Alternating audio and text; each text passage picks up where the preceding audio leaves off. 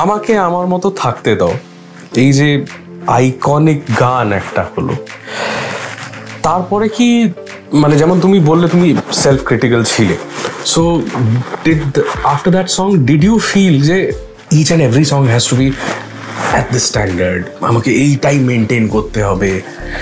Did that hit give you stress? Actually hit flop মানেই বুঝতাম না তখন আমি যে হিট সং মানে কি আর কি। এখন আমি জানি যে that song defines my career, যে ওটা দিয়ে সবকিছু হয়েছে। তখন আমার কোনো আন্দাজ ছিল না। যখন আমাকে আমার মতো থাকতে দাও ওয়াজ বিকামিং পপুলার, বেঁচে থাকার গান ওয়াজ বিকামিং পপুলার, তখন মনে হচ্ছে আছে এই গানগুলো পপুলার হচ্ছে, তাহলে তো আমার অন্য গানগুলো I think they are better than this songs, they should become more popular. But world ওরকম ভাবে চলে না আর কি, সেগুলো পরে বুঝতে পেরেছি।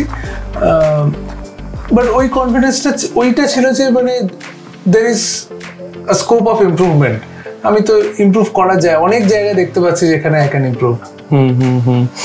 বাট তোমার গানের যে একটা সবচেয়ে বড় ফ্যাক্টর আমার মনে হয়, বিং আ প্রবাসী বাঙালি, দে আর ভেরি রিলেটেবল।